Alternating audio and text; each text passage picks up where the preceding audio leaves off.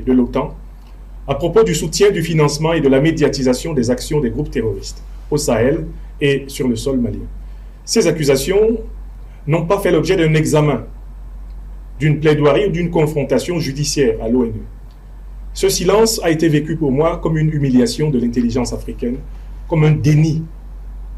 D'autant plus que le Niger et le Burkina Faso et plusieurs autres pays africains allaient emboîter le pas au Mali pour formuler des accusations de même nature.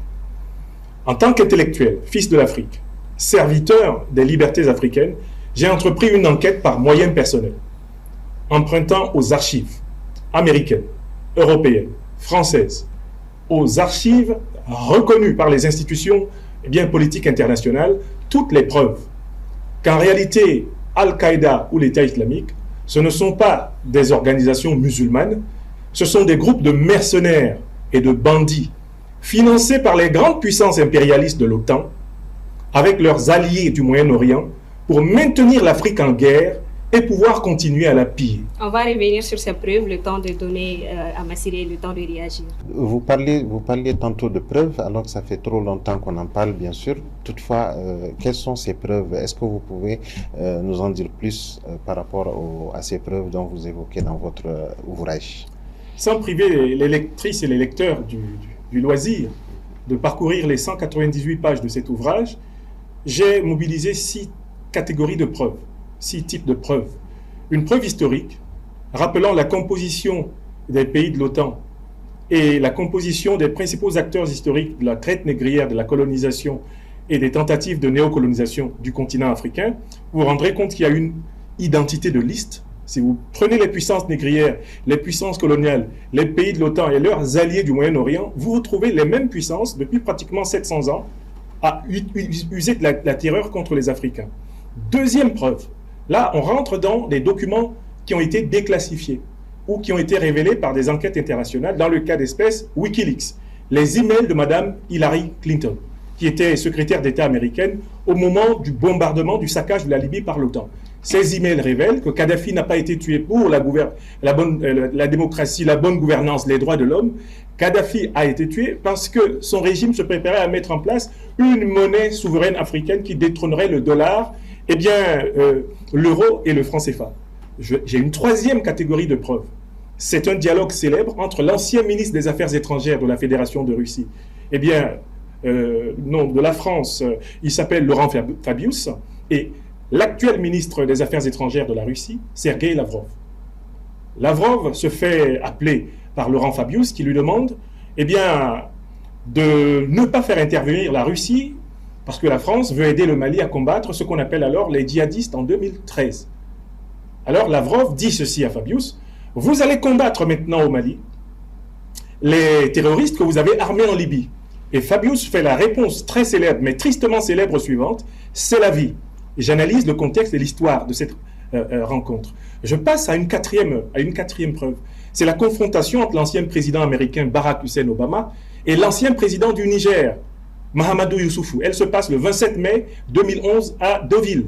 Le président nigérien d'alors fait remarquer aux membres du G7 réunis à Deauville en France que le saccage de la Libye entraînera la déstabilisation de tout le Sahel et de toute l'Afrique.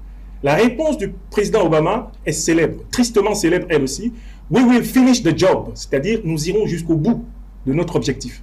Enfin, je mobilise des preuves très récentes, des révélations d'officiels américains, Madame Tulsi Gabbard, qui a été nommée comme chef du renseignement américain, qui est officière supérieure de l'armée des États-Unis, Monsieur Elon Musk, qui est aujourd'hui nommé à la tête de l'agence américaine de la bonne gouvernance, ont publiquement affirmé sous serment, avec preuve, que le Trésor américain a directement financé, armé, soutenu Al-Qaïda et l'État islamique. Ces faits se déroulent entre le 31 janvier 2025 et ce mois de février 2025. Alors, je rassemble toutes ces preuves. Oui, Bourama Kansaï a préfacé le livre. Il est le ministre actuel de l'enseignement supérieur et de la recherche scientifique. Pourquoi ce choix? Le ministre Bourama Kansaï, qui était un professeur des universités, est chargé du département de la science et de la recherche au Mali. Un livre qui a pour vocation de déposer des preuves irréfutables d'un fait gravissime mérite en effet d'être regardé très sérieusement par les patrons de la recherche scientifique malienne. Je voudrais remercier ici les autorités maliennes pour l'honneur qui nous a été fait d'être lus par elle. Et le ministre Burema Kansai a représenté l'ensemble du gouvernement et d'ailleurs au-dessus de celui-ci, les plus hautes autorités, le président de la transition, chef de l'État, le général d'armée Assimi Goïta, pour regarder ce livre et au regard de ce que savent les officiels maliens qui possèdent des documents auxquels je n'ai pas accès. Si le ministre de l'enseignement scientifique et de la recherche a voulu, l'enseignement supérieur de la recherche a voulu apporter sa préface à ce livre, c'est qu'il est convaincu que les preuves que l'intellectuel laïque que je suis, que le philosophe que je suis a mobilisées, elles sont corroborées par celles que détient sans doute aujourd'hui le gouvernement malien depuis notamment l'accusation du 15 août 2022. Mais il y a mieux. C'est la preuve que la société civile peut participer à la manifestation de la preuve, elle peut peser dans le rapport de force géopolitique et géostratégique international à travers un travail démontré, un travail empiriquement incontestable. C'est celui-là que je propose. Il tombe littéralement à point nommé. Il était temps, mais la grande question qui se pose pour moi, c'est quelles sont les conséquences que vont en tirer nos gouvernants. Maintenant que des officiels américains et des preuves scientifiquement irréfutables prouvent que ce n'est pas pour des motifs religieux que l'Afrique est attaquée. Maintenant que nous savons qui a financé Al-Qaïda et l'État islamique et qui les a créés, maintenant que nous savons que ce sont les puissances de l'OTAN avec leurs alliés du Moyen-Orient, nous, Africaines, Africains, nous, gouvernements africains, nous, pays africains, quelles conséquences nous en tirons? J'appelle à des suites judiciaires et politiques à cette affaire. Il s'agit de crimes de guerre, de crimes contre l'humanité. Il faut que les tribunaux africains s'emparent de la reconnaissance occidentale de l'implication dans le terrorisme. Oui, excusez-moi de revenir sur le sujet, toujours par rapport aux preuves, pour parler de preuves, je pense qu'il faut un tribunal, il faut quand même des enquêtes qui puissent, ce ne sont pas des simples déclarations, donc c'est assez sérieux. Est-ce que vous avez, par exemple, prévu de saisir une instance juridique au niveau international, la CPI et autres, pour ce genre de preuves? Et deuxièmement, vous n'êtes pas sans savoir aussi que même les pays occidentaux ne sont pas épargnés par le phénomène du terrorisme aujourd'hui, qui est un phénomène mondial. Qu'est-ce qui, selon vous, explique cela? Est-ce qu'il ne s'agirait pas là d'aller ensemble pour combattre ce fléau? Il faut bien voir qu'il y a un phénomène qui est le fondement de l'hégémonie politique et économique de l'Occident sur la Terre, c'est le phénomène de la duplicité géostratégique et géopolitique. Les mêmes qui arment les organisations terroristes d'un côté sont les mêmes qui viennent proposer aux pays africains qui en sont victimes leur aide. Vous avez bien compris, c'est la stratégie du pompier pyromane. À partir du moment où, devant le Sénat des États-Unis, il est publiquement déclaré, sur la base de documents officiels déclassifiés, que le Trésor américain a payé Al-Qaïda, a payé l'État islamique pour leurs prestations. À partir du moment où celle qui va diriger le renseignement spécial américain, Madame Tulsi Gabbard, par ailleurs officière supérieure des États-Unis, nous dit « J'ai honte que mon pays ait financé ceux qui ont tué les Américains le 11 septembre 2001 ». Nous devons prendre toutes nos responsabilités. Et je voudrais vous dire que la notion de preuve n'appartient pas qu'au domaine du tribunal. Son origine, à l'origine, en fait, elle vient du monde de la religion. La preuve, c'est l'attestation de la foi. On retrouve cette notion en philosophie, dans la démonstration logique. On la retrouve en mathématiques. Vous l'avez pratiquée plusieurs fois. Ce sont les preuves de toute cette nature-là, mises en commun, qui créent une véritable conviction. Dans les tribunaux, on recourt à toutes ces formes de preuves. Dans le cas d'espèce, il me semble que les sociétés civiles doivent se constituer en plaignantes. Il me semble que les gouvernements doivent prendre des initiatives judiciaires internationales. On ne peut pas laisser passer les millions de morts du terrorisme par pertes et profits.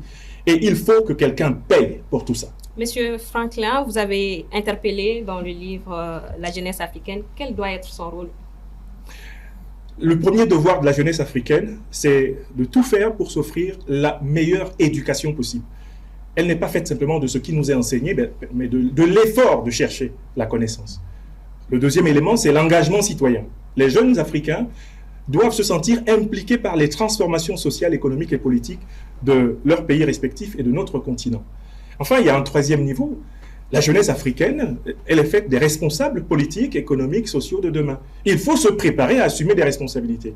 L'Afrique, dans ce mouvement de renaissance géopolitique et géostratégique, impulsé par le Mali, le Burkina Faso et le Niger, qui ont pris la décision de ne pas combattre le terrorisme en se faisant aider par ceux qui le financent, il va falloir préparer un leadership africain déterminé à protéger de manière jalouse et farouche la souveraineté de notre continent. Réaction, Okay. Monsieur Diop? Oui, par rapport tout simplement à ce que vous avez dit tantôt sur ces autorités de transition.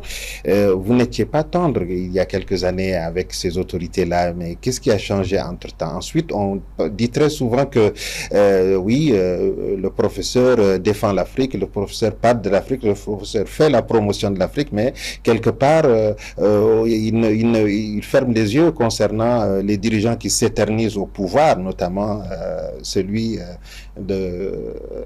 du Cameroun. Qu'est-ce qui explique cela selon vous? Je suis tout à fait habitué à ce poncif qui est fort répandu. Je vous remercie quand même d'en reparler. Alors, sur le premier point, mais si je suis aujourd'hui au Mali, c'est grâce à la critique que j'ai faite des débuts de la révolution malienne en 2020-2021. Sous le régime du colonel Bandao, président de la transition, du président Assimi Goïta à l'époque, vice-président, qu'est-ce qu'on observait? Une tentative de rentrer dans le ronronnement néocolonialiste qui caractérise, de mon point de vue aujourd'hui encore, un régime comme celui du Cameroun, mon pays natal, ou celui de Côte d'Ivoire. Et c'est précisément contre ce retour dans ce ronronnement que j'ai formulé des critiques. Ces critiques, elles étaient de trois ordres. Premièrement, ne vous associez pas à M. Ouattara, parce qu'il défend les intérêts étrangers à ceux de l'Afrique.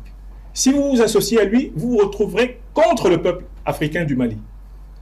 Il représente le néocolonialisme français, cet homme. Il n'est rien d'autre que cela. Et il a dit lui-même publiquement, dans une interview célèbre à Jeune Afrique, « Je ne dois rien à personne sauf à la France ». Deuxième élément, je disais au président Assimi Goïta, on tentera de vous sacrifier comme un mouton. Souvenez-vous que le président Assimi Goïta était l'objet d'une tentative d'égorgement dans une mosquée. Ne me donnez pas la boule de cristal. Mais là, il s'agit de choses dites et qui ont été vérifiées. J'ai dit enfin que le Mali, le Burkina Faso et le Niger, tous les pays qui voulaient marcher vers la vraie souveraineté seraient agressés massivement. Le 9 janvier 2022, on a vu ce qui est arrivé. Si vous me voyez aujourd'hui au Mali, c'est parce que le chef de l'État, le président de la transition, son Excellence le général Assimi Goïta, reconnaît que les critiques acerbes que j'avais formulées à l'époque se sont avérées. Et la révolution malienne est aujourd'hui le phare de la révolution panafricaniste. Et par rapport au Cameroun? Eh bien, pour le Cameroun, j'ai écrit 5 livres sur le Cameroun. Je vous mettrai au défi de me dire si vous en avez lu un seul. Alors, M. Niamsi, quel impact espérez-vous que ce livre ait sur la conscience politique africaine et quels sont vos prochains engagements? Nous, Africains de ce temps, ma chère dame, avons été fortement intimidés par le néocolonialisme français et l'impérialisme occidental